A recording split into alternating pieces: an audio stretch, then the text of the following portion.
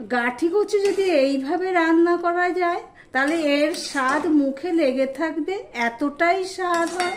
তাহলে ভিডিওটি স্কিপ না করে পুরোটা দেখার অনুরোধ রইল।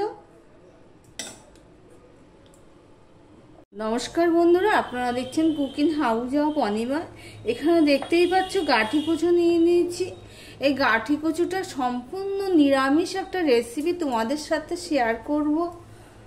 পেঁয়াজ রসুন ছাড়াই এই গাঠি কচুটা রান্না করব। ভিডিওটি স্কিপ না করে পুরোটা দেখার অনুরোধ রইল। একদম পেঁয়াজ রসুন আদা ছাড়া এই রেসিপিটা হবে। তাহলে দেখতে থাকো রেসিপিটা আমি কিভাবে করছি। তার জন্য সবার প্রথমে আমি গাঠি কচুগুলোকে কেটে নেব। দেখো বন্ধুরা, এই গাঠি কচুগুলো আমি ঠিক এইভাবে কেটে নিয়েছি। এইভাবে যদি গাঠি কচু রান্না করো তাহলে এর স্বাদ মুখে লেগে থাকবে, এতটাই স্বাদ হয়। সম্পূর্ণ পেঁয়াজ রসুন ছাড়া একটা রেসিপি। তার জন্য দেখো আমি গাঠিগুলো জল পাল্টে পাল্টে ধুয়ে নিয়েছি। এবার দিয়ে দিচ্ছি হলুদ, দিয়ে দিলাম লঙ্কার গুঁড়ো, দিয়ে দিলাম ধনের গুঁড়ো, আর দিয়ে দিলাম জিরের গুঁড়ো। সবই অল্প অল্প করে দিয়ে দিলাম। দিয়ে দিলাম এখানে আমি নুন, আর এখানে আমি 2 চামচের মতন বেসন দেব।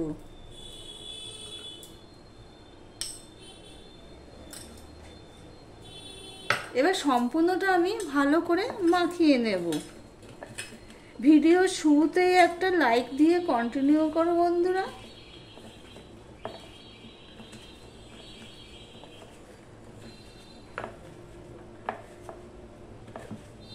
খুব হাতে প্রেসার দিয়ে দিয়ে মাখিয়ে নেব, যাতে গাঠি কচুর গায়ে এই সমস্ত মশলা এবং বেসনটা ভালো করে লেগে যায়। সেইভাবে আমি মাখিয়ে নিচ্ছি।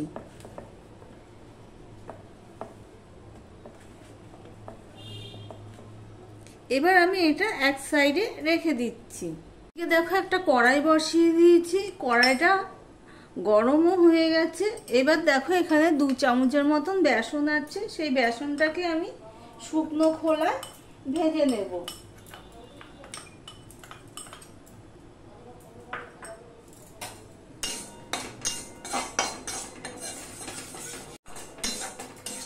বেসনে যতক্ষণ না ভাজা গন্ধ বেরোচ্ছে ততক্ষণ আমি বেসনটাকে ভাজতে থাকবো। দেখো বন্ধুরা, কালারটাও চেঞ্জ হয়ে গেছে। আমি এবার গ্যাসেরটা অফ করে দিলাম, দিয়ে সমানে নাড়তে থাকবো।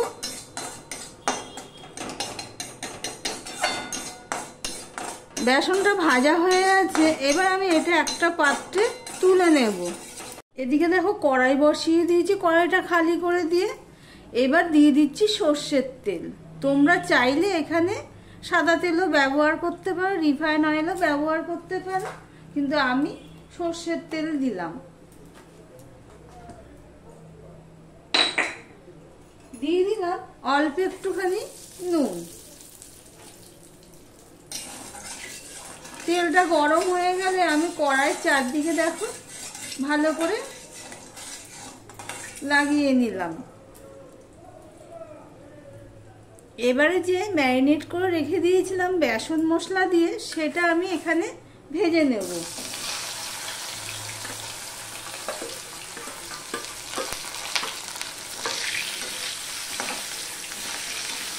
কড়াইটাকে এই জন্য চারিদিকে তেল মাখিয়ে নিলাম যে এই যে বেসনের যে প্রলেপটা রয়েছে এটা যাতে কড়াইতে লেগে না যায়। দেখো বন্ধুরা, কচুটা প্রায় ভাজা হয়ে গেছে। এবার দেখে নিতে হবে কচুটা কতটা সিদ্ধ হয়েছে। দেখো বন্ধুরা, প্রায় 70% উপরে সিদ্ধ হয়ে গেছে, আর ভাজাও হয়ে গেছে। দেখো বেসনটা কিন্তু ভালো করে ভেজে নিতে হবে, না হলে বেসনের গন্ধ হলেও কিন্তু তরকারিটা স্বাদ হবে না। এবার আমি তুলে নিচ্ছি। দেখো বন্ধুরা, একটা জিনিস খেয়াল করেছো, কচু ভাজতে কিন্তু তেল লাগে না।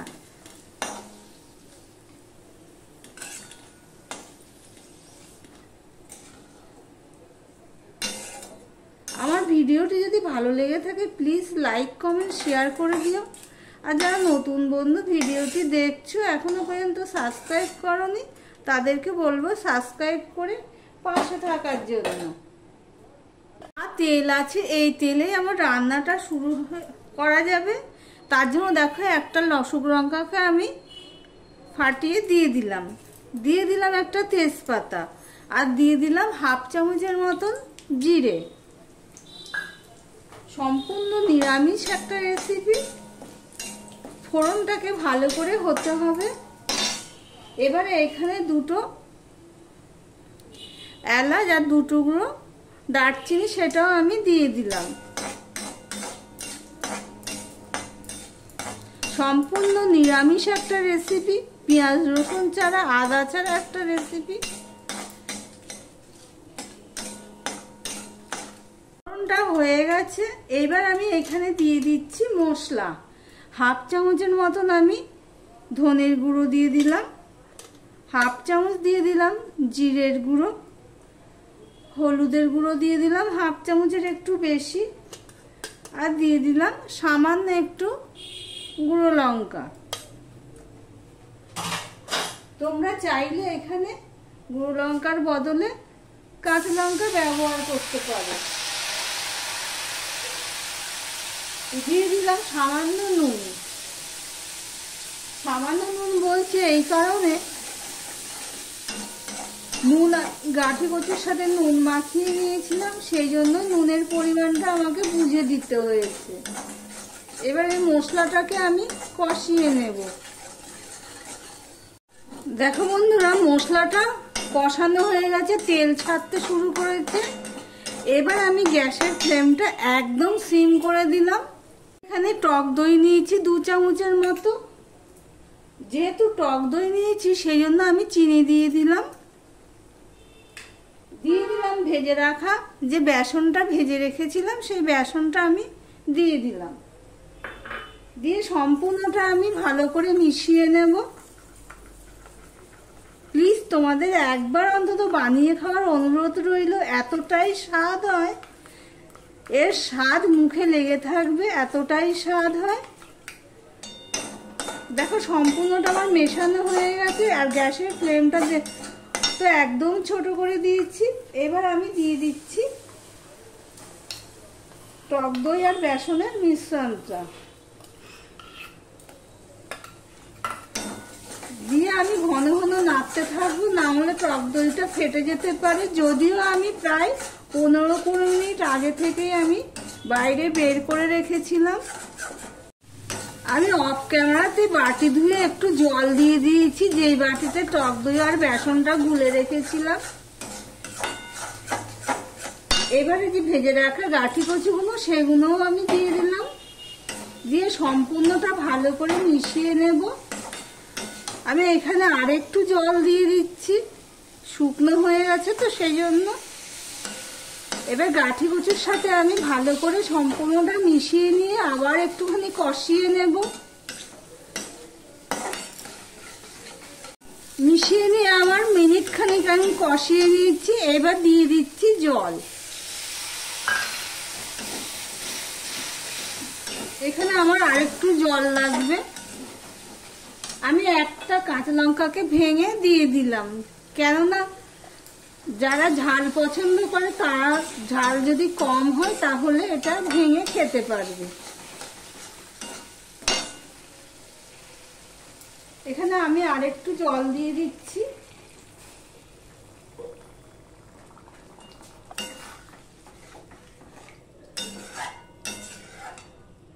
গাঠি কচু যদি এইভাবে রান্না করা যায় তাহলে এর স্বাদ মুখে লেগে থাকবে, এতটাই ভালো হয়।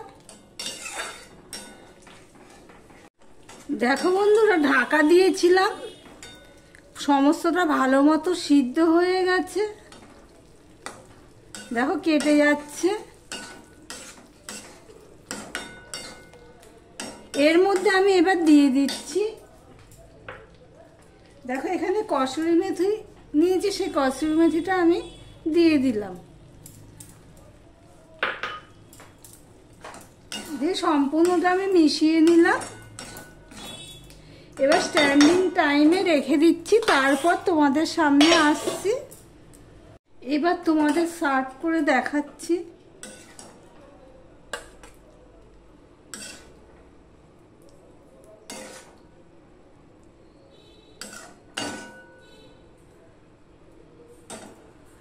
কতটা সুন্দর হয়েছে দেখো বন্ধুরা, দেখতে যেমন সুন্দর হয়েছে, খেতেও অসাধারণ হয়েছে।